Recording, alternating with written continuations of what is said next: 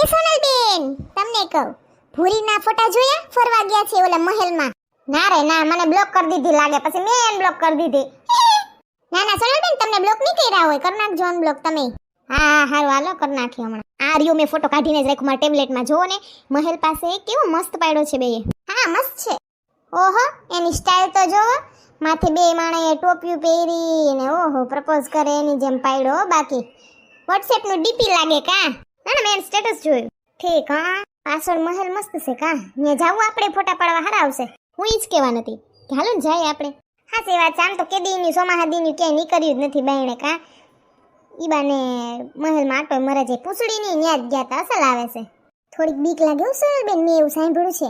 કાંઈ ના થાય, સોનલબેન ભેગા છે પછી શું. એટલે હું એકલી નહીં હો, આપણે ત્રણ નકરી બાયું નહીં, ભાઈઓને લેતા જાઉં બધાયને.